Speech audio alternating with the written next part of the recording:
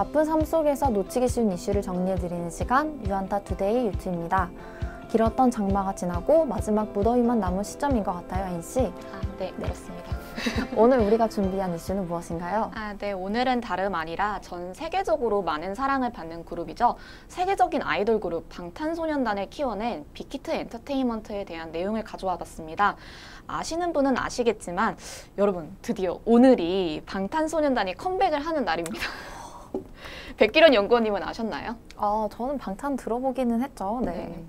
네, 오늘은 이 방탄소년단 소속사인 빅히트에 대해서 이야기를 해보고자 합니다.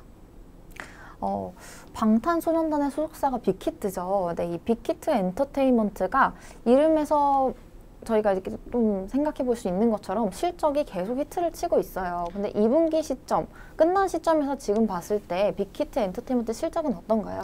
네. 빅히트가 계속 이제 실적을 히트를 치고 있습니다. 작년 기준으로 이제 빅히트 매출을 보면 약 6천억 원 정도, 그리고 영업이익은 약 987억 원, 그러니까 거의 1,000억 원에 육박하는 수준입니다. 순이익은 이제 724억 원을 기록을 했고요. 영업이익률을 이제 계산했을 때는 약 17% 정도로 이제 엔터사 치고는 되게 높은 호실적을 기록했습니다. 물론 일반 기업 기준으로도 되게 높은 수준이고요. 특히 빅히트의 영업이익 이제 작년 987억 원의 경우에는 대한민국 엔터 대표 3사죠. SM, JYP, YG 이 세 개사의 기업의 영업이익을 합한 것보다 높았다는 점에서 되게 의미가 있었습니다. 또한 이제 최근 2분기 실적도 매우 좋았습니다. 매출액 1,382억 원, 영업이익 265억 원을 기록했는데 이제 코로나로 인해서 기존에 예정되어 있었던 방탄소년단의 월드 투어 콘서트 계획이 전면 수정되어서 일부 실적에 대한 우려가 있었던 것도 사실이었거든요. 하지만 이제 빅히트 레이블 확장과 더불어 온라인 굿즈, 앨범 판매량 증가로 이를 잘 방어했던 것 같습니다. 게다가 이제 엔터 업계 최초로 올해 하반기 코스피 상장 진출도 앞두고 있고요. 네, 빅히트가 하반기 IPO 진출을 노리고 있고, 그리고 이제 엔터 3사 합친 것보다 작년 실적이 영업이익이 되게 좋았는데, 사실 엔터테인먼트 사업에서 비켜나갈 수 없는 리스크가 이제 아티스트 리스크가 있잖아요. 그렇죠. 네, 저는 이거를 이제 사람 리스크라고 알고 있고, 네. 그런데 이러한 부분은 빅히트가 어떻게 해결해 나가려고 하고 있을까요?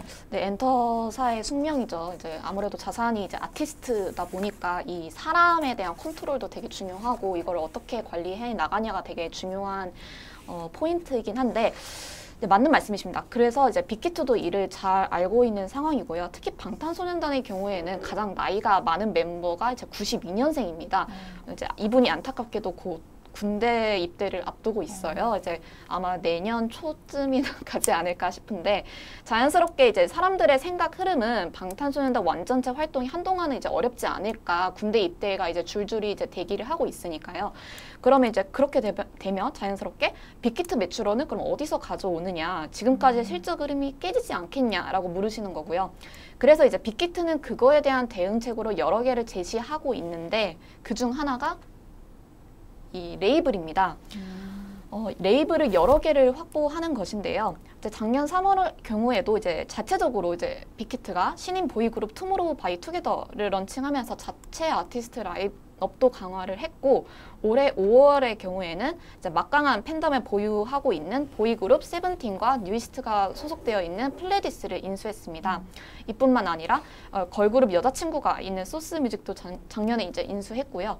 이렇게 이제 BTS 한 그룹에 대한 의존도를 줄이고 팬덤 파워가 막강한 아티스트들을 레이블에 편입시키면서 아티스트 포트폴리오를 강화하고 있다고 볼 수 있습니다.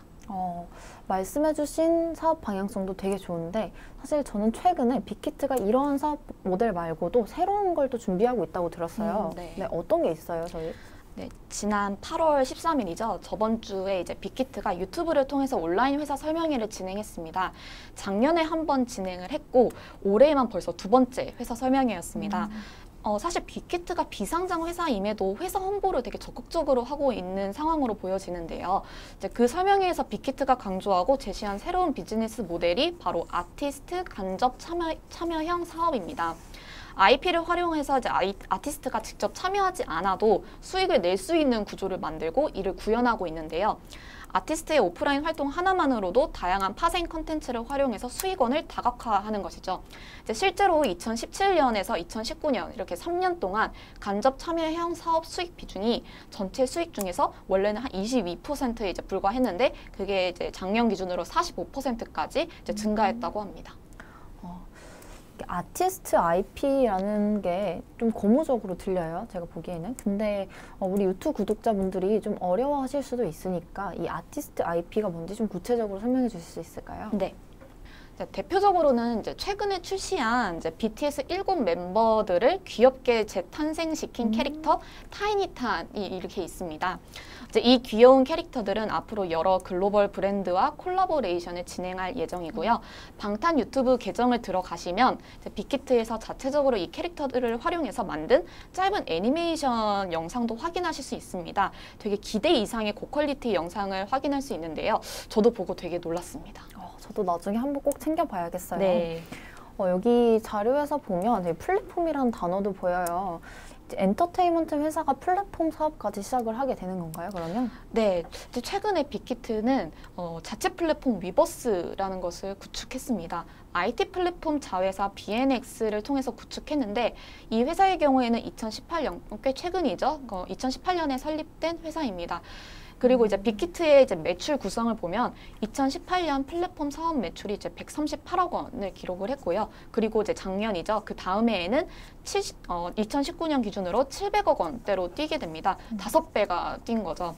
이 앱은 이제 쉽게 말해서 이제 커뮤니티와 커머스 기능을 가지고 있는데 예를 들면 공연 결제부터 관람하는 과정에서의 콘텐츠 공유, 공식 MD 이제 상품 구매까지 예전에는 이제 다른 플랫폼에서 이제 각각 이렇게 진행이 됐다면 이제는 빅히트 자체적으로 이제 구축한 플랫폼에서 원스톱으로 진행하게끔 한 것입니다. 그리고 이제 공연이 아닌 평상시에도 이 커뮤니티 플랫폼을 활용한 다양한 콘텐츠를 제공하고 또 수익원을 창출해냅니다. 이 플랫폼의 가장 큰 장점은 아무래도 자체 플랫폼이기 때문에 타 플랫폼에 이제 지급해야 할 수수료가 없다는 거죠. 당연히 수익성이 높아질 수밖에 없는 거고요.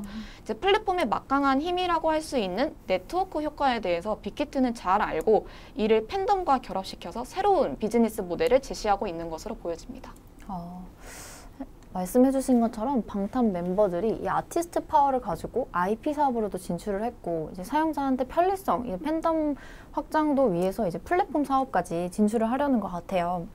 올해 있을 빅히트 상장 그리고 이로 인해서 엔터테인먼트 산업 자체에 이제 있을 변화 이런 게 저도 기대되고 궁금해지는데요. 앞으로 있을 업데이트 내용들은 저희 유안타증권 홈페이지 그리고 우리 유튜브 채널을 통해서 업데이트 해주시면 좋을 것 같습니다. 그러면 이것으로 오늘 유튜브 마치도록 하겠습니다. 우리 모두 부자가 되는 그날까지 유튜브 함께 하겠습니다. 감사합니다.